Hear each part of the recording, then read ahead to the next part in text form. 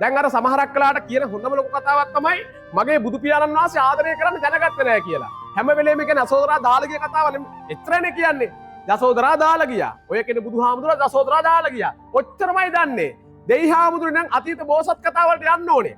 අතීත බෝසත් කතාවලට ගියන් පස්සේ දැන් ඉන්න ප්‍රේමවන්තයෝ වගේ නෙමෙයි. මගේ බුදු පියාණන් වහන්සේ රාජ්‍යයන් 8ක් එක්ක යුද්ධ කළා. තනි ගෑල්ලා මේක කරුවෙන්. තනි ප්‍රේමවන්තයෙක් වෙන යුද්ධ කරපු කෙනෙක් මේ ඉන්නේ. ඒ කුසරජ්ජුරුවෝ තමන් මාස 6ක් තිස්සේ පබාවතියනේ වැඩකාරකම් කරා රජවාසලට ගිහිල්ලා. මුළු ප්‍රතාපවත්ම රජ්ජුරුවෝ බය නැහැ එක කඩුපාරෙන් පුළුවන් පබාවති බලෙන් ගෙදර ගේන්න. හැබැයි එහෙම ගේන්න ගියේ නෑ. ආදරේ දිනලා ගේන්න ගියේ. ඒ ගිහිල්ලා මාස 6ක් වළං හැදුවා. වළං වල පිස්සා අරක්කමි වැඩේ කරා. මස් කැපුවා, අතු ගෑව, වැඩකාරකම් කරා. අnder කුදී දැනගන්නවා. කුදී කියලා වැඩකාර ගෑනු කියලා දැනගන්නවා. කුදී කොහොම හරි දැනගෙන කුදීට හරි බයයි. කුස කියන්නේ ප්‍රතාපවත් රජුරුවෝ. එක වචනෙන් පුළුවන් අර රාජ්‍ය විනාශ කළ දාන්න පුළුවන්. හැබැයි ආදරේ හින්දවිල්ල වැඩකාරකම් කරා. අර මාස 6 කුස රජුරුවෝ කියලා දැනගෙනත් කුස රජුරුවන්ගේ රූපෙට තියෙන අප්‍රසන්නකම නිසා රූපෙන් උඩගු වෙලා හිටපු පවාති මොකද්ද කරේ? එක මොහොතකවත් hina වුන් නෑනේ මගේ රත්තරන් බුදුහාමේ. මාස 6ක් වැඩකාරකම් කරපු රජුරුවෝ දිහා බැලුවේවත් නෑ. තේරුණානේ? අද කාලේ වගේ කොල්ලෙන් මොකක් කරයිද? බැලුවේ නැහැ කියලා වෙපන්නයක් කරලා තාංගල උඩ තියාගන්නේ. නැත්තම් වහ බෝතලයක් බොයි. හැබැයි රජුරුවෝ මොකද්ද කරේ? රජුරුවෝ කෙලින්ම කරේ මාස 6ක් උත්සාහ කරා. පෞරුෂවත් මිනිහෙක් කවදාවත් තවත් පැවෙන්නේ නැහැ, ලත වෙන්නේ නැහැ, නැමෙන්නේ නැහැ. එතනින්ම තීරණයක් ගත්තා. මම යනවා යන්නේ. මම මෙච්චර කල් ඔයා වෙනුවෙන් කරන්න පුළුවන් හැමදේම කරා.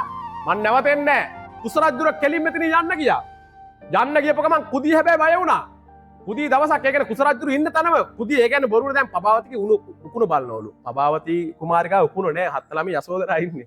හැබැයි කුදී මොකද කරන්නේ? කුදී ගොළුවේ උකුණ අරගෙන පබාවති ගොළුව උතර විදිනවා. දැන් කතාවට අල්ල ගන්න එපයි. එහෙම කියන ගමන් කියනවා අර කුස රජුරුනේ දෙයි හාමුදුරුවෝ අර ඇවිල්ලා තියෙන්නේ. පේන්නේ නැද්ද? ප්‍රතාපවත් රජුරුවෝ දෙයියනේ චුට්ටක් hina වෙන්නකෝ විරිත්තලා. ඈ ආයි එහෙම කියනකොට පබාවතිට ආයි මොකක් තරහයි ඈ. ඊට පස්සේ මොකද්ද කරේ? කුදීගේ බෙල්ලෙන් අල්ලලා හේතු කරා තරහට. තල්ලු කරලා දැම්මා. තල්ලු කරපුවා කුදීක මං කියනවා රජුරවන්ට කියලා කුස රජුරේ වැඩකාරකම් කරන්න කියලා. අන්න එතින්දි බයලාකෝ කියන්න එපා කියලා. අnder කුස රජුරවන්ට මගේ රත්තරන් අම්ම එපා වුණා.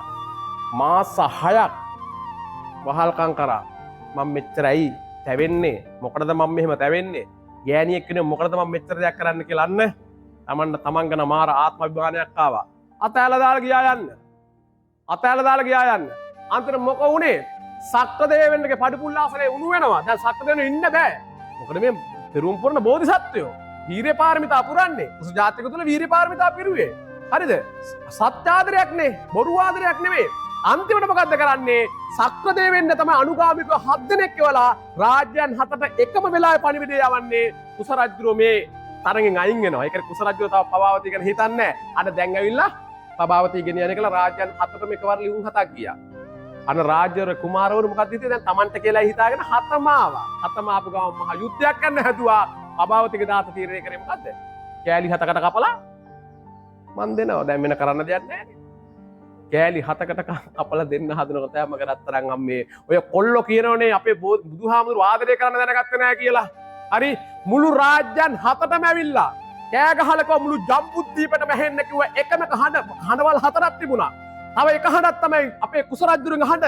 මම කුස කියලා කෑ ගහලකෝ එක කර ඇවිල්ලොතින් මේ අනුත්තර පාද පරිචාරිකා මගේ සංසාරි ඉපදෙන මගේ බිරිඳ මේ ඉන්නේ.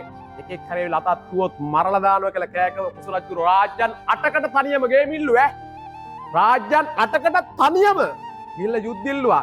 දැන් කොල්ලෙක් ගාව කෙල්ලෙක් කරන් යනකොට පාරේ කොල්ලෝ 4ක් ආව දුවනව ඉන්නේ නැහැ. පැත්ත පලාතක ඉන්නේ නැහැ. දැකලා තියෙනවද ගහගෙන කෙල්ලෙක් කරන් යන ජීවිතේට? දැකලා තියෙනවද? එයාලා කොහොමද බුදුහාමුදුරුවන්ට එක එක වචන කියන්නේ? බුදු පියාණන් වහන්සේ අපේ මේ ලෞකික ජීවිතේ කරන හැම දෙයක්ම කරලා අපිට පෙන්ලා තියෙන්නේ. සමග රත්තරන් බුදු අම්මේ අප්පච්චේ මං ඔයාලට කියන්න හැදුවොත් සමහරක් ඇත්තරීම් තුල තියෙනවා මාර ලැබීමක්. අන්නේ කුස රජුරෝ පබාවති ඇතෑරපු එකෙන්ම තමයි පබාවති කුස රජුරවන්ට ලැබෙන්නේ. හැබැයි ලැබෙන දෙයක් අත්හරින්න එපා. එහෙම නිකන් මේක ලැබෙයි කියලා අත්හරින්න එපා. එහෙම කන්නේ නෙමෙයි. අත්තරීම් තුල තියෙනවා මගේ රත්තරන් බුදු අම්මේ මාර ලැබීමක්. අන්නේ ලැබීම ඔයාලා අත්තරලම් බලන්නකෝ. දැන් සරලව කිව්වොත් මේ බෝතලේ අරගෙන මේ බෝතලේ බර නැහැ. හැබැයි මෙහෙම ඔයාලා අල්ලන් ඉන්නකොට ටික වෙලාවක් ටික වෙලාවක් කලන මොකෝ වෙන්නේ? නිකන් අතට එන අමාරුවක් දැනනවනේ. දැන් ඔයාලා මේ බරෙන් නිදහස් වෙන්න නම් ඔයාලා තියෙන ඔප්ෂන් දෙකයි. ඒ කියන්නේ කරන්න කාරණා දෙකයි තියෙන්නේ. එක්ක ඔයා ඉන්න ඉරියව්ව වෙනස් කරලා මේ අතර ගන්න ඕනේ. නැත්තම් මේක මොකද කරන්න ඕනේ? බිම දාලා අතාරින්න ඕනේ. දැන් මේ දෙකෙන් සාර්ථකම විසඳුම මොකද්ද? මාරු කර කර ඉන්න එක නෙවෙයි. මේක කෙලින්ම අතාරලම දාන්න ඕනේ. එහෙම කුව්වයි කියලා ගෙදර ගිහිල්ලා මිනිස්සු අතාරින්න යන්න එපා. හොඳේ. ඉන්න දරු පැටව් අතාරින්න යන්න එපා. එහෙම මෝංගල් කතාවක් නෙමෙයි. උවත් නැත්තම් වැරදියට ගනි. අල්ල ගන්න එපා කියන එක කියන්නේ හරිද? මේ ඇතුලෙන් අල්ල ගන්න එපා කරන්න ඕන යුතුයකම් ටික. ඒ සෙනෙහස හැමදේම දෙන්න. හොඳේ.